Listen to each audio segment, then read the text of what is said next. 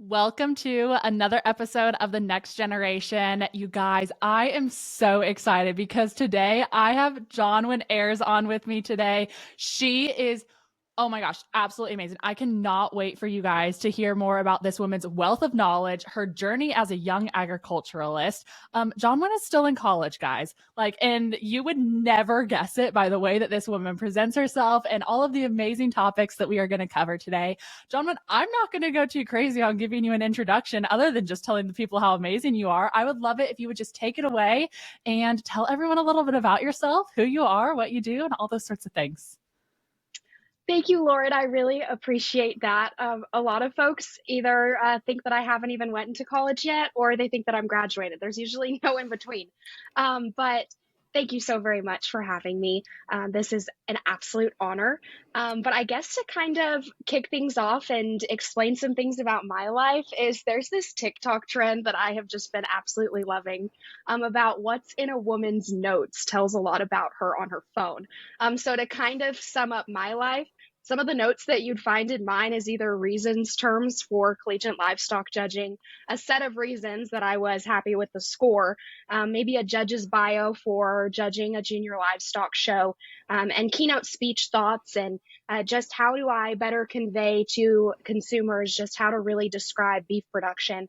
I randomly find tidbits about that all the time, verses and quotes that keep me going and really also keeping hours for jobs and what classes I should take next. So I always found that trend on TikTok to just be hilarious. And that's kind of just some bulleted points about myself to kind of kick us off.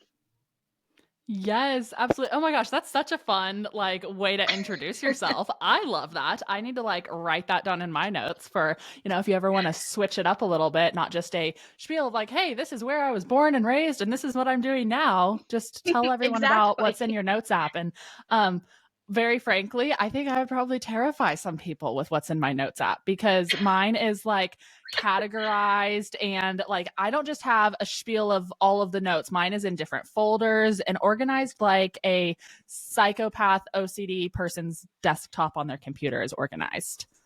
Exactly. No, I completely agree. And sometimes it's how to word the best text message, let's be honest, or some passwords. So don't look into my notes app too closely, but those are kind of just the things that really describe me. My life is chaotic and absolutely different than a lot of folks. I'm from Oregon, so I'm always around people that are just astonished from how far away I am from home. Because right now I'm in the state of Illinois and soon to live in Stillwater, Oklahoma. And I'm super excited for just where those paths take me. And sometimes I'm in a crowd of folks that really don't have a ton in common with me, and sometimes they are exactly like me. So I just think TikTok is probably a downfall for me, but try to use it as a strength right there. Yes, absolutely. I love it. And your bullet points just really summed up, I think, in a the 5 second elevator pitch, hey, this is who I am and this is what I do. John, when you have as a young person in agriculture already made so many truly amazing accomplishments within this industry and everything like that. And I would just love to talk a little bit more about kind of your upbringing in agriculture. What brought you to where you are right now? I know that you were born in Western Montana and now you are in Oregon. That's where your family's ranch is, at least, and all of those different sorts of things, and super involved in FFA, just different things like that. What kind of made Jonwyn Ayres to who you are today? Kind of a long story, but to sum up, I was actually born in Oregon, moved to Montana when I was really, really young because my dad was managing a ranch. And then we were in search of pasture and to be closer to family. And like a lot of ranch families, they understand that a lot of your life just circulates around your cows. So we relocated in Oregon, and really through FFA, 4-H, and junior breed associations is really what's built me. That's my foundation. I know that the National Junior Angus Association has really created me into who I am today, as well as the Blue Jacket. Um, from there, I was just really, really involved in high school and everything I could possibly be in. My backpack was always really heavy. I had a full schedule, and my teachers could never keep track of me like many FFA kids can relate to. They never knew why I was gone because it was probably always something different. But after the pandemic, I was kind of during in my state, particularly because it lasted for like, felt like 4 years. But during that time, I was an Oregon FFA state officer. And that's what really kind of transformed my mindset from competition and, hey, how good can my cows look or how good can my speeches be to how can I serve others and really have a bigger impact and take that step. While at the same time, I always knew that after state office, I was going to go into collegiate livestock judging um, at a junior college level. For folks that aren't familiar, and some folks in our industry aren't, that a lot of these judging kids go to a 2 year and then transfer. So that's what I'm in the process of doing. And through all of that, I really found that I have a passion in the very odd topic of the environment. Being from the state of Oregon, it was a huge, huge conversation, quite literally at my middle school lunch table about cow farts. And I always knew that deep down, my cows are on some gorgeous land with gorgeous water, and the sky is always clear. How are we particularly getting blamed? But at the same time, I was also very timid to take on this topic. But I kind of think that when I really look at the root of it, it was probably my competitiveness that kind of dared myself to take on this task of researching that topic. And so, intertwined throughout my life has just always been my advocacy for that the Mother Earth loves beef and that our environment can actually work in connection and in a relationship with ruminant livestock. And so I have a very unique perspective from the state that I live in, but at the same time, it's always been intertwined in my life. So that's kind of my story as to where I'm at today. And hopefully, my AirPods don't fall out. And hopefully, at the very end of it all, I will either be in a space of practicing law or potentially being a lobbyist and being involved in government work.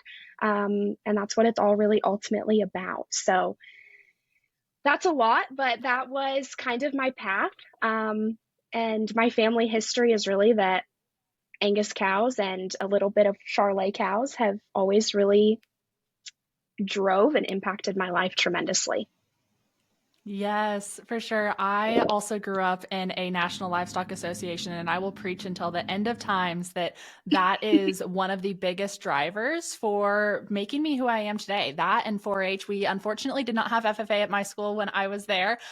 Very, very unfortunate. But we had 4-H, and I was super involved in all of those things. And I'm like, I think that as a young person in high school and stuff, that was so instrumental to just getting me out of my hometown and getting me out Yes. of my environment that I was comfortable in and that I knew. And my parents did a really good job at kind of like pushing that on me in a positive way when I was younger to be able to grow a woman that is able to public speak very confidently and just everything like that. And so I'm sure that you can relate very well to that as well, that just kind of getting pushed out of your comfort zone at a very young age can be good in that light. I would love to talk a little bit more about your passion for the environment and kind of what that has looked like. That did lead you to ultimately being involved with a TEDx talk, where you were able to talk about the environment and agriculture and cow farts and kind of what that looks like as an agriculturalist. You were one of,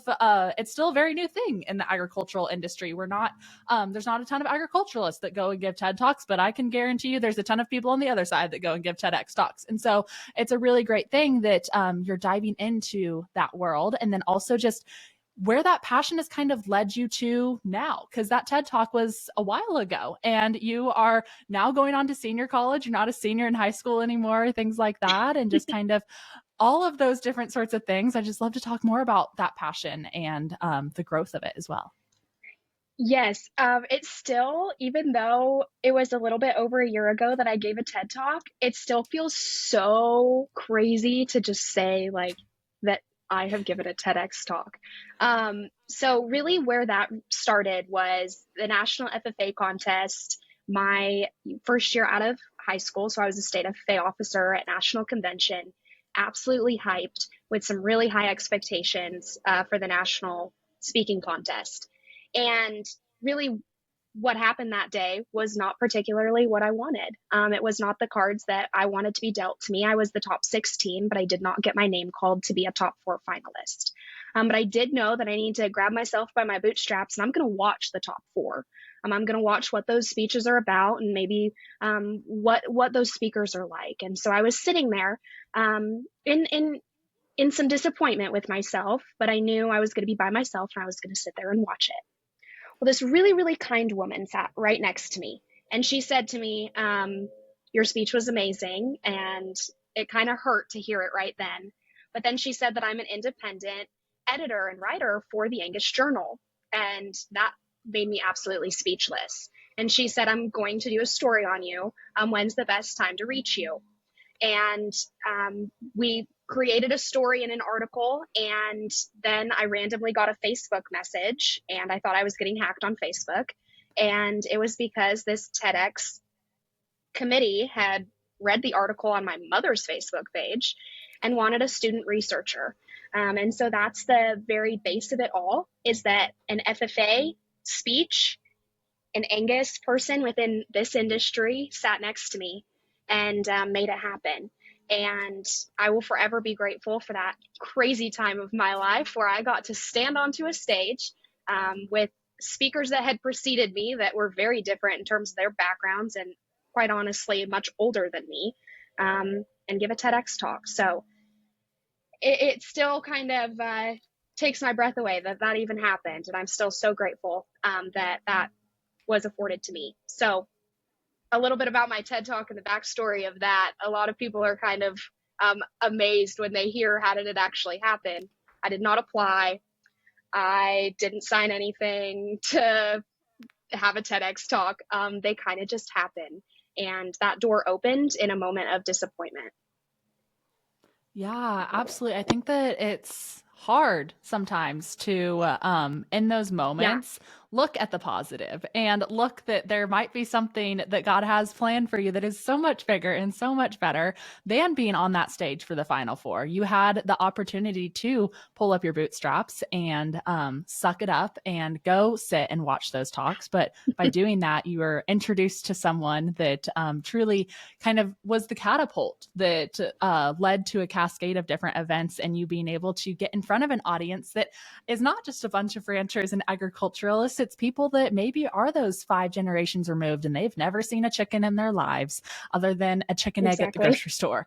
Talk a little bit about that journey of just kind of like preparing to give a speech to someone outside of the agricultural industry, and making sure that as an agriculturalist, you aren't speaking in to terminology of like what we understand as ranchers, but maybe that the general public wouldn't. Yeah, exactly. And that was a tough pill to swallow, and really to try to communicate to those folks, because I knew that I had to do it justice. I knew that in that moment, right when I was asked to do it, that this is a great opportunity for our industry. And really, I kind of kept my format the same of how I always speak about cattle and the environment, because even people within our industry, it's kind of new to everybody. So it's fun for me to explain some things along the lines of like, imagine if we tried to eat a bunch of grass, what would happen? Little snippets like that everyone understands. Or when aren't Americans discussing what we should or shouldn't eat? Everyone knows that Americans are always griping about that. And things like that just really better communicate and bridge us between myself and someone who has absolutely no clue what a cow is, let alone a registered Angus cow that I think is attractive. Things like that is just, how could I bridge that gap with those folks? And really at the very end of it, I just asked for my audience and anyone who's listening, I gave some challenges to some people.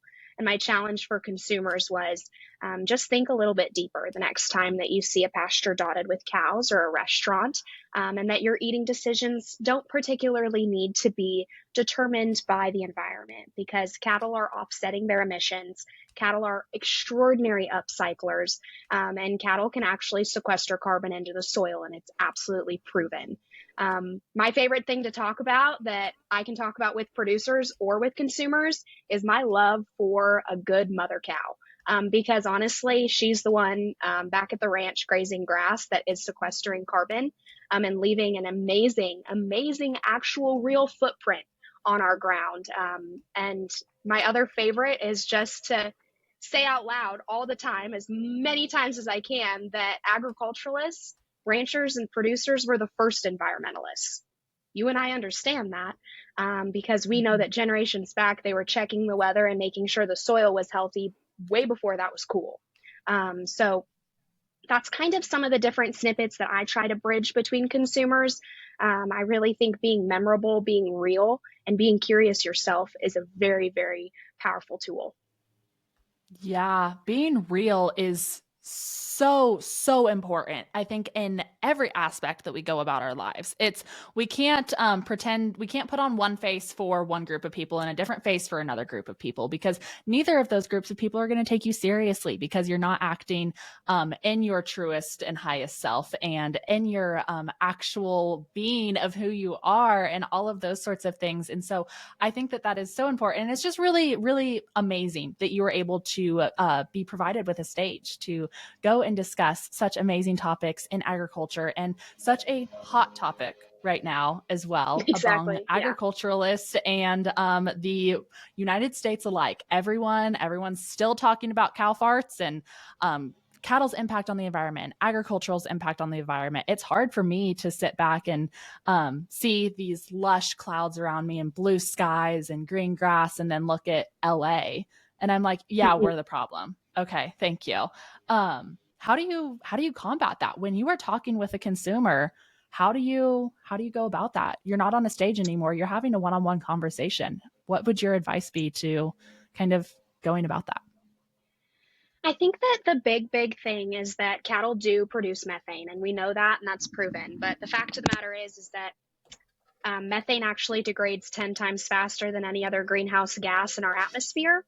And folks can grasp that, is that methane emissions versus your tailpipe emissions are two very, very separate things. Do not put them in the same category. Methane and methanogens are in a natural cycle, and ruminants have always done that cycle. And so that's what I like to challenge people to think. While at the same time, my other piece that I love to bring up is that cattle are offsetting these emissions because whether a blade of grass is consumed or not, when that blade of grass is decomposing, methanogens are going to be emitted anyways. And so why not create nutrient dense protein off of that same ground in relation to letting it decompose and in my opinion not being very attractive. So might as well utilize that ground. Another thing that I love to do is just talk about marginal ground versus ground that we can farm, because a lot of folks don't understand that my place back in Oregon could not grow corn. I could not grow human edible feedstuffs, but what I can grow is cows. And so bridging that gap as well and explaining that. I show pictures of my ranch all the time. It's rocky. It's not flat. Places are flat, and I think that it's gorgeous, but I think that other parts of it are just as valuable. And I couldn't grow human edible feedstuffs on it. And so explaining that and really telling your consumer why we're using ground for certain purposes is powerful. And what is best on certain ground. Another thing that's cool to consumers that we never think is very cool, because honestly, it's kind of an inconvenience, is stocking rates. And talking about the fact that I can only put so many head of cattle per acre, or excuse me, flip that, this many acres per head of cattle. I wish we could put like 3 head of cattle per acre, but just describing that would be so, so powerful and something that consumers get really curious about. I think let them be curious, don't be combative. And that curiosity is what will spark a deeper appreciation for where their food comes from, because it's so interesting past the surface level, especially on the environmental side of the conversation, in my opinion. Yeah. And I think it's really important to go into those conversations not thinking that your way is the only way or this is like the like hard and fast truth. Yes, you can approach that conversation with the scientific facts that have been proven and you can discuss those, but make it a conversation. If you expect these producers and consumers to be able to sit and have a conversation, you have to, as a producer, go to the conversation with an open mind, an open heart, and a level head. Like if you want them to go to the Exactly. conversation with the same thing, then you have to as well. And so you have to go into the conversation with the right mindset that we're going to have a conversation about this and I'm open to your opinion as long as you're open to mine. And at the end of the day, knowing that I'm going to present you with the facts as I know it and the truth and my personal experience as an agriculturalist, what you do with it at the end of the day is up to you. And I have to relinquish control of that as a producer, Yes. which can be really hard sometimes. It really is. And even from producer to producer, we have opinions. We have Yeah. opinions on what's the best bowl to use, but we probably just have a very respectful conversation about it. And if we Mm-hmm. approach those conversations just like we would with other producers in that same type of mindset, I think that it's really, really powerful. That's why I always try to title as many things as I possibly can that I release or put out, that it's a conversation, and that my TED Talk is titled Cattle, Climate, and Conversation, because even within our industry, some people don't want to have those conversations about cattle and climate, even though they should probably be reassured that I love the cow side and I absolutely love just making more efficient cattle. And more efficient cattle means it's more money in your pocket. So it's going to be a win win, no matter what management practices we ultimately land on. And Mm-hmm. so I really think that just opening it up in terms of a conversation, and that I really think that we kind of have our ratios off. We don't really have that many consumers genuinely against us. What we do have is consumers that are genuinely curious. And something that has always stuck with me is that we better start answering their questions, or else someone else will. And we need to be on those front lines and answer those questions. And I know that that's something that's been repeated over and over and over again, but it's because we're really not taking the conversation approach.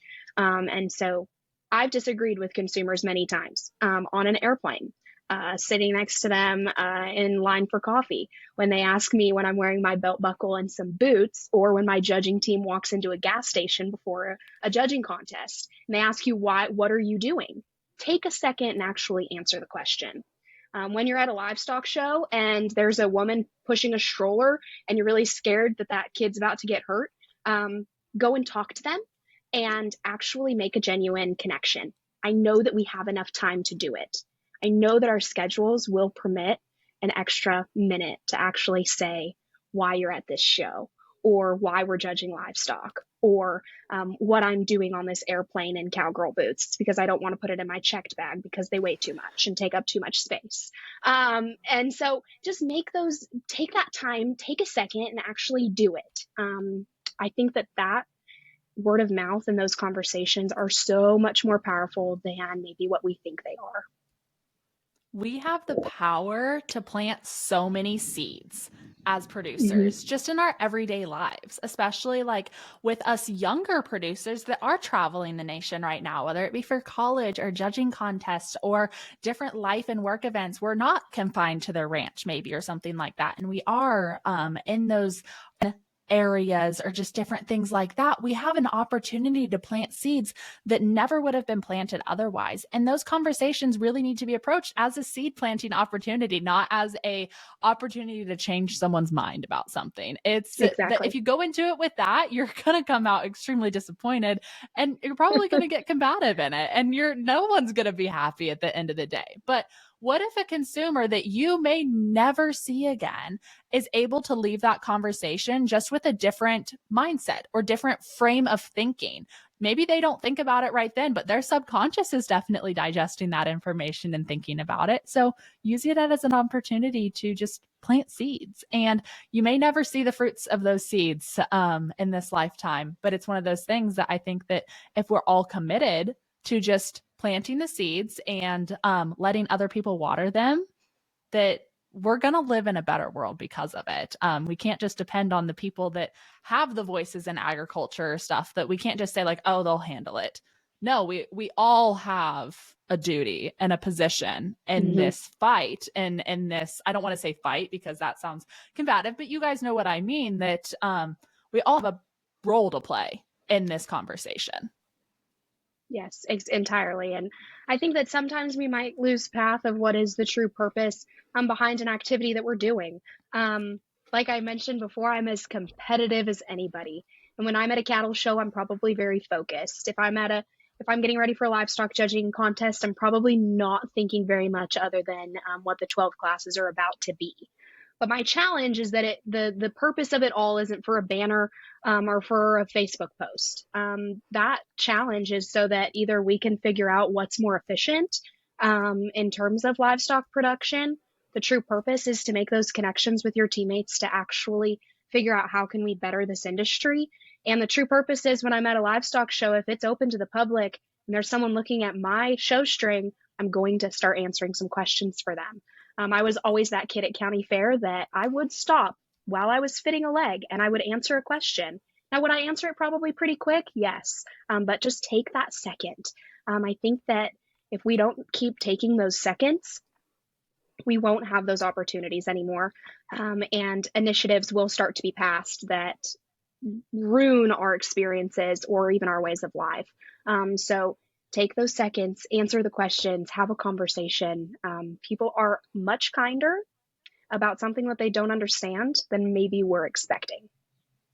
Yes, absolutely. I would love to like kind of shift talking points a little bit and maybe talk a little bit more to the producers on the side of environmental change. And you kind of touched on it earlier that there are some producers that are very stuck in their ways, and this is how we've always done it, and they don't necessarily want to change their genetics or things like that. I think naturally as producers, we always want and strive to have the best genetics, best feed ratios to be able to feed our cattle, best land to be able to put our cattle on, all of these different things. We always strive for the best, but at the same time, sometimes genetics are sacrificed for other genetics, and we have in a sense put off the ability to not the ability, but we've put it on the back burner in a sense sometimes as efficiency goes with our cattle. So I would love to hear your opinions on that and Oh, kind of you're chat a little bringing bit up about that. such a good point. Such a great point. And this is where I absolutely have just found kind of these two passions bridging gaps is like, where can something look the most visually appealing while at the same time hopefully be competitive in whatever arena I want that female to be in, or any animal for our listeners, and really where does that all connect? And I actually think that they connect much more than what we're expecting.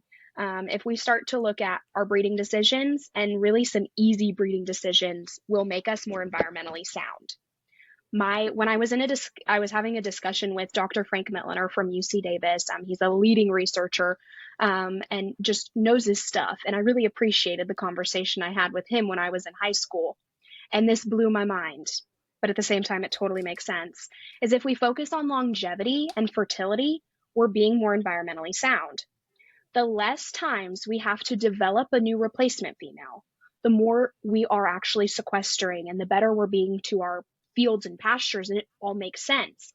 I always was told when I was a little girl, the most expensive time in cattle production is getting that female from being on the ground to actually having a calf on the ground. And we all know this, but it's something that we don't really grasp in terms of environmentally, because that female, while she's growing and we're developing her, she's actually kind of working to a disadvantage for our environment. So keeping those females that are in production to have the most longevity as possible, making really, really good replacement female decisions is something that is so sound and environmentally driven. And we don't even know. Other things like feed conversion that we already know helps us in terms of our pocketbooks, but it is also extremely important in those other conversations with the environment. We want low input cattle that have good feet and they're structurally sound so that we can put them on that marginal ground.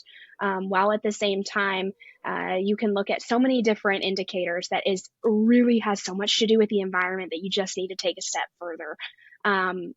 I think that death loss and something like that is something that if we look at it, it's more environmentally sound to just have more longevity, and things that we all can agree on. I absolutely love looking at females also visually. I think that we can tell a lot about their efficiency. When cattle are hard ribbed and shallow bodied, we probably know that their actual true rib shape has a lot to do with how they can convert. And I'm always curious about that kind of research.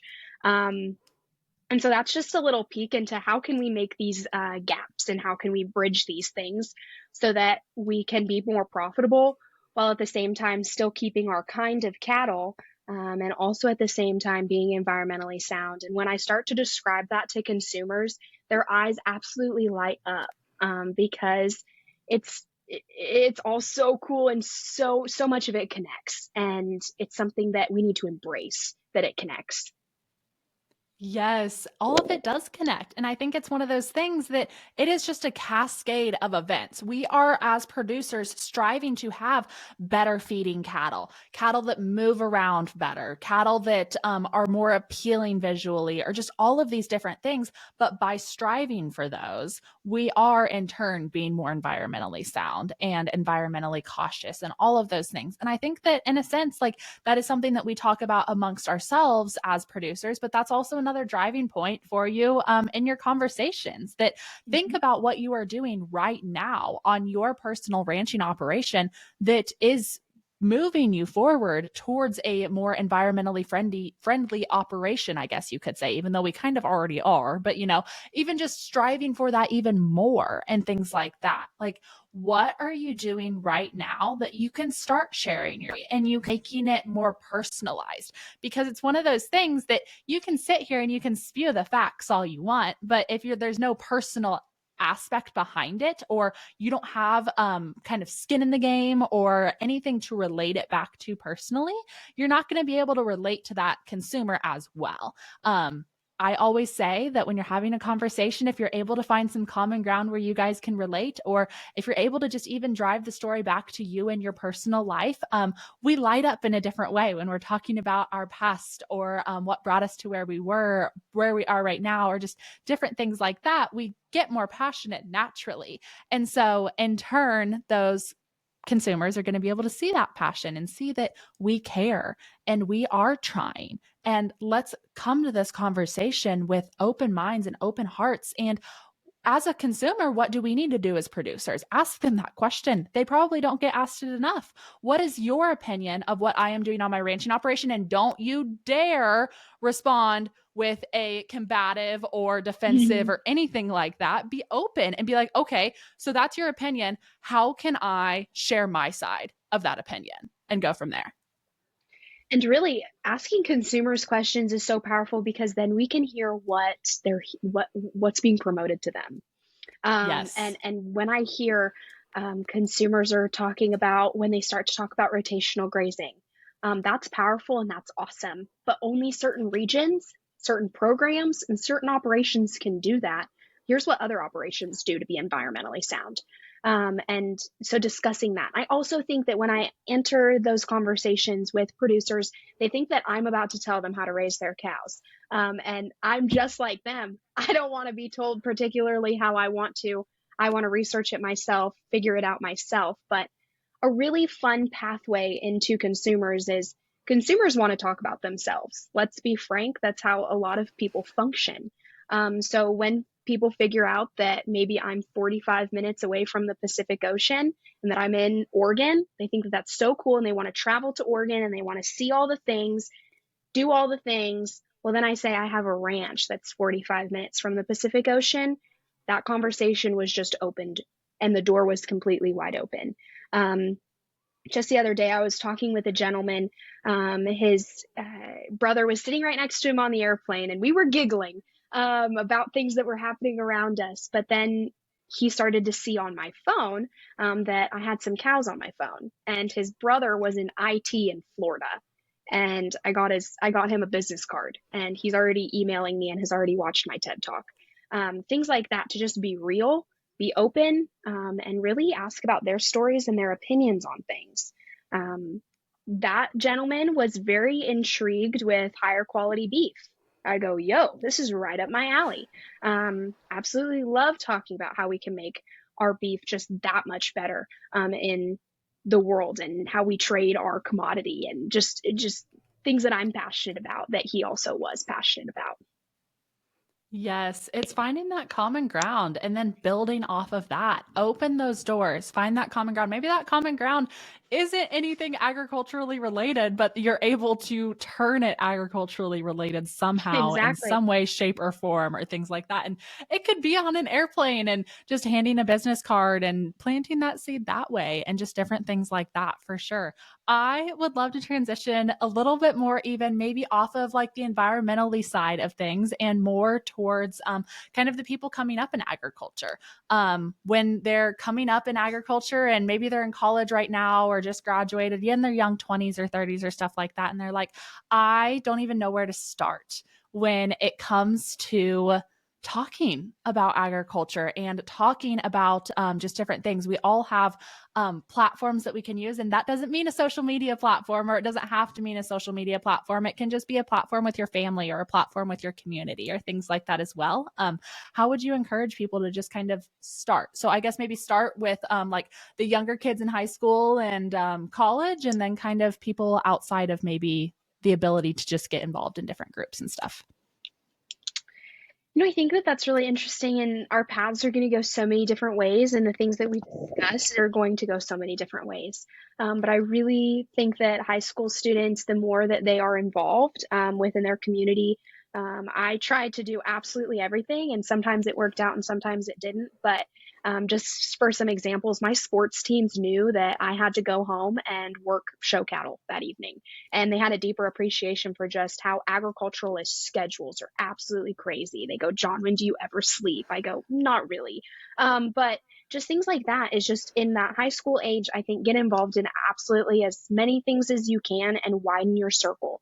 I really think that that's a time of networking. I think that that's a time of really getting yourself out of your comfort zone. I know that that's said so many times and I got so sick of it, but you actually have to embrace it. Things such as go on a conference that you never thought that you'd go on before, and do that during high school. And that's how you can really have that platform and that base.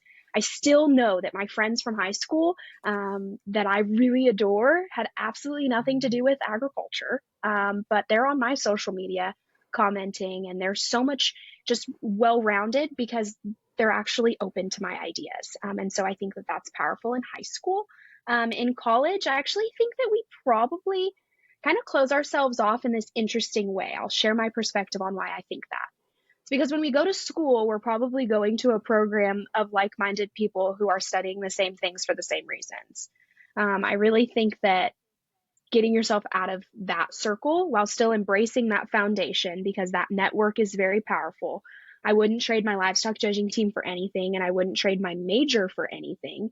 But the fact of the matter is that if you're involved in something completely different, that's when things get really powerful at the same time.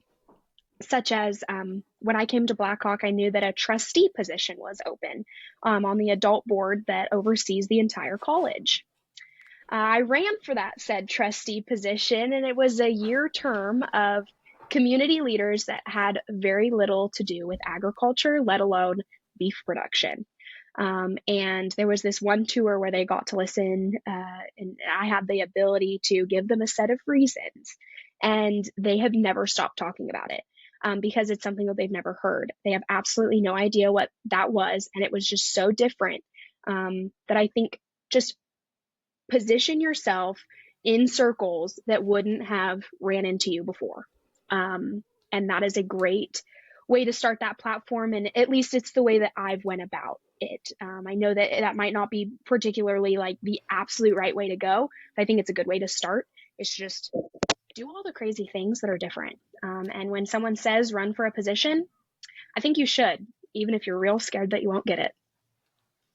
Yes, I couldn't agree more. I went to college. When I first started college, I went in a not ag college and was surrounded by a bunch of Mm-hmm. people that didn't know what agriculture was. And it gave me so many just like really cool opportunities that I wouldn't have had otherwise. Nowadays, I'm obviously very outside of my agricultural days and everything like that. But I lead a church Bible study group where I have people in that group who are so diversified. Like, yes, there are some people in there that did grow up on farms or ranches and were in Kansas. So it happens. People, the odds of finding someone that does that is very, very high. But there's also people in that group that grew up in the suburbs of Phoenix, Arizona, and have never been to a ranch in their lives. And I'm just able to show them a different side of agriculture than maybe what the media is portraying to them. So I think it's just pushing yourself outside of your comfort zone. That, yes, there are certain things like you need to make sure that you're staying aligned with your passions and what you want to do in this life, but maybe find your passions outside of just like agriculture. Maybe instead of like going into a agricultural leadership club, you go and do a leadership club that's just more generalized or something like that, and getting yourself kind of just in those different rooms where you're still benefiting yourself. Like, you can't just go into it with like, this is the only reason I'm doing it. You're still benefiting yourself and still doing what you want to do, and something you're passionate about, but just kind of pushing the comfort zone a little bit outside of what you would normally do. And yeah, entirely. And to kind of speak on that social media platform, at the same time of how to stay connected. I have kind of two perspectives and some points that I would love to make just regarding social media. Is sometimes when we consider ourselves such advocates of agriculture, our followings just become other folks that are in agriculture, and that's absolutely great.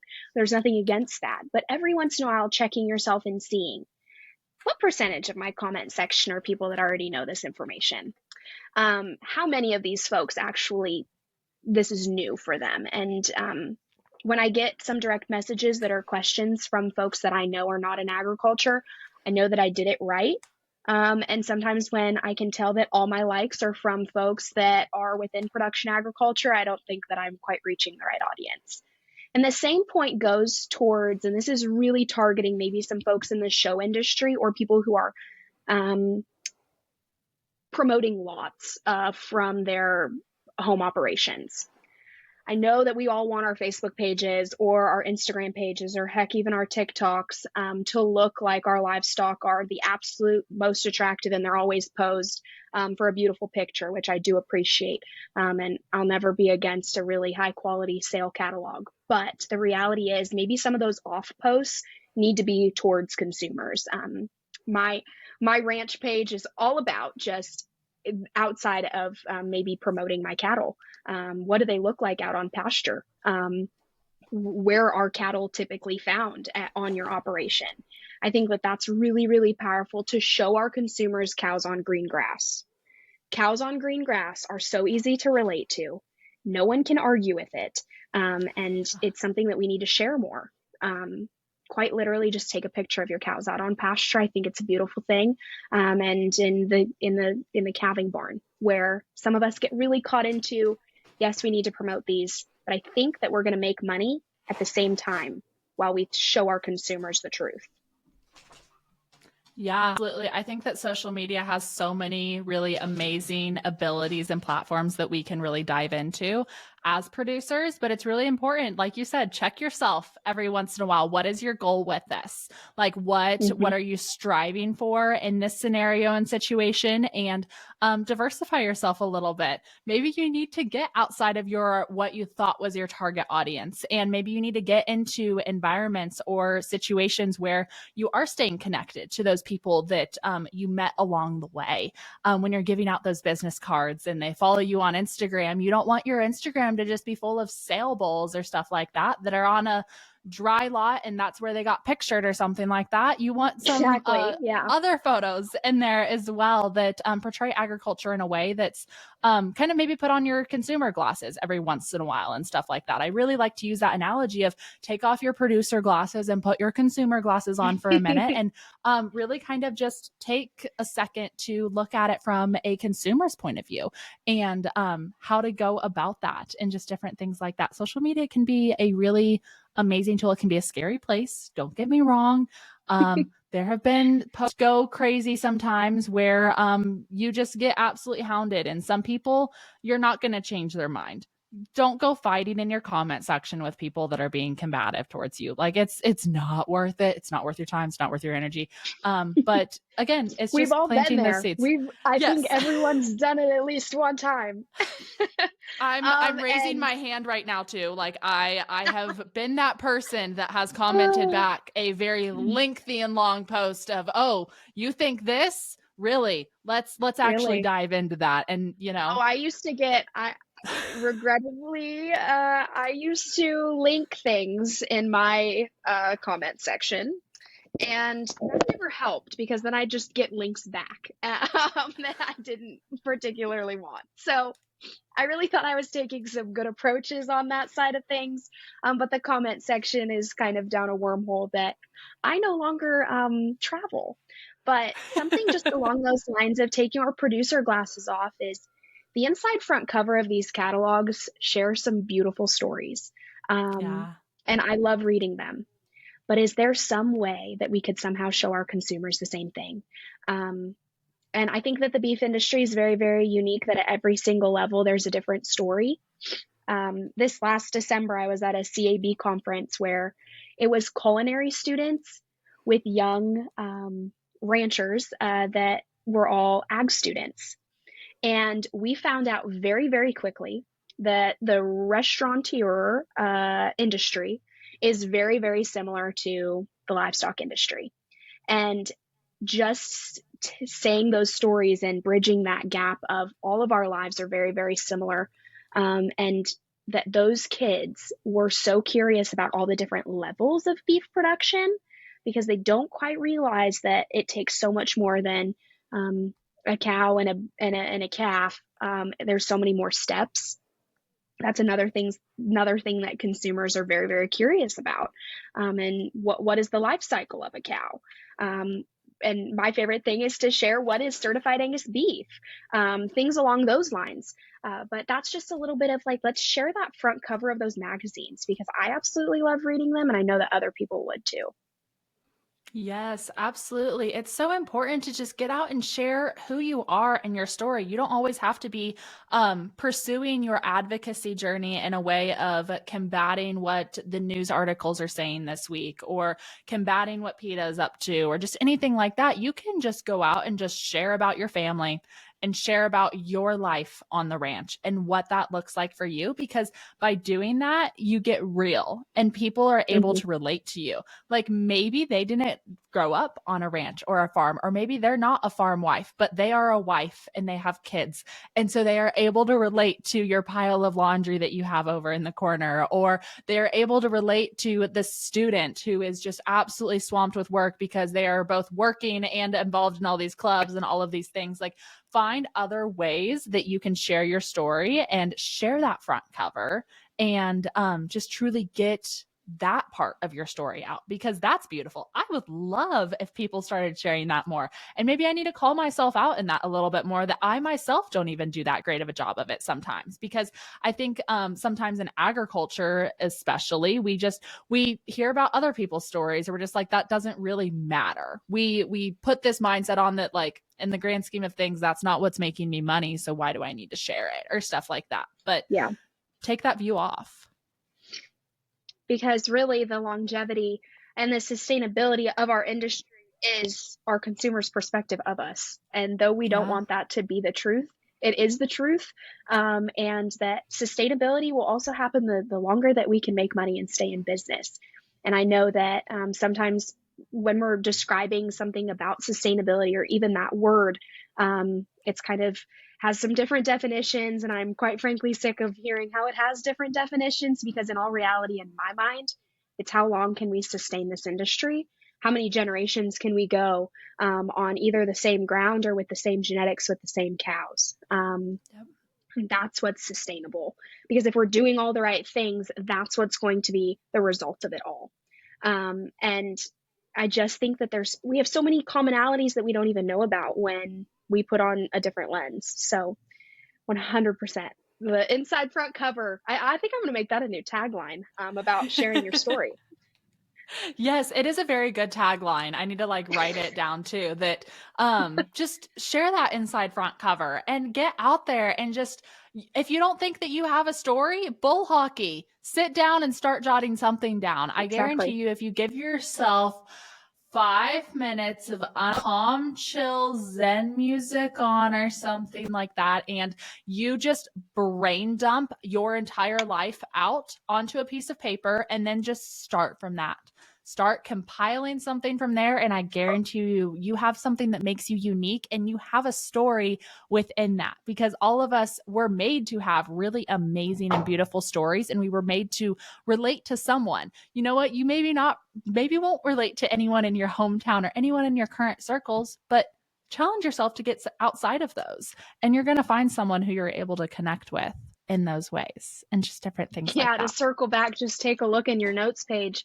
And I know that there's something interesting about you. I really Yeah. also would just love to tell FFA members this was it doesn't matter where you're from, it doesn't matter your background, and it really doesn't matter how many pins are on your jacket or what the title is on your jacket. Your story is really, really cool.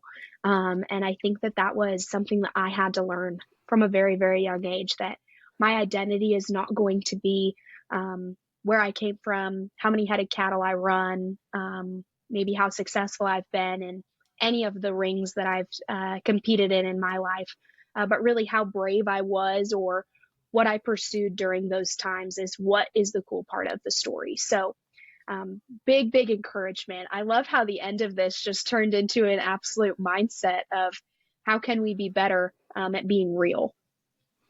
Yeah, absolutely. I couldn't agree more. I love mindset and just talking about that and just really diving into all of the different aspects about being real and just being you and finding your unique story and everything. So I think it's so great that we were able to just kind of like go look in your notes app and button it up all nicely and everything like that. And there's Jonwyn, I know that you and I could probably talk for hours about this, but for the sake of everyone listening, I would love to kind of just start rounding out the episode a little bit. I would love to hear your one piece of advice or 5 trillion pieces of advice, whatever that leads you to, for the next generation of agriculture. What would that be if you were talking to them right now?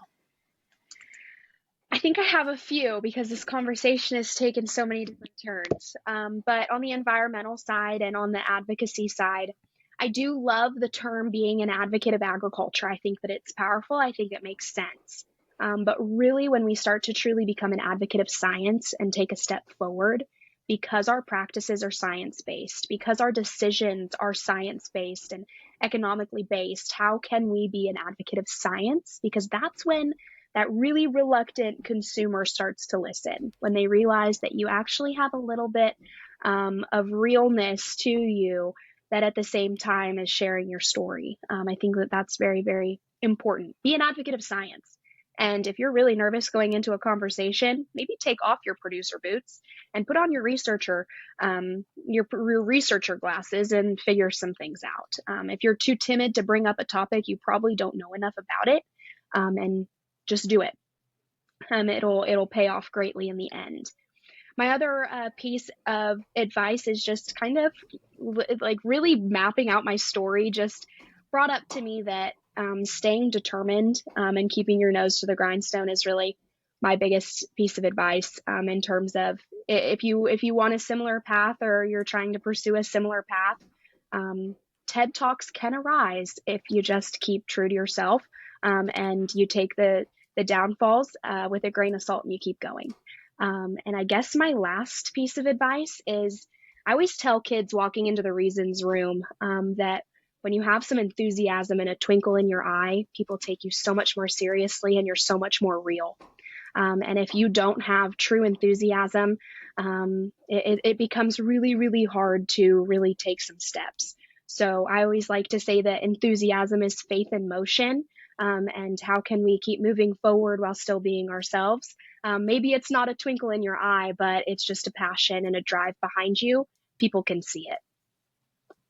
Yes, I couldn't agree more. Jonwyn, those were such phenomenal words, and I have truly just wholeheartedly enjoyed our conversation today. It's been so much fun to sit down and just dive into all of the topics that we discussed today. We did hit on quite a few. That seems to be how my conversations tend to go. I'm squirreling sometimes, like, oh wait, what about this or what about that? But you're a trooper, and I really enjoyed hearing more about your story. And Jonwyn and I have known each other for a while, but it's nice to just sit down and actually be able to like divulge someone's story and stuff like that. So this was so much fun. I have thoroughly enjoyed it. And as always, I will have all of Jonwyn's links down in the comments below if you would like to just kind of maybe message her on Facebook and talk to her about how to be an advocate for agriculture or just different things like that. Go look at their Facebook pages if you need some inspiration for sharing your story yourself and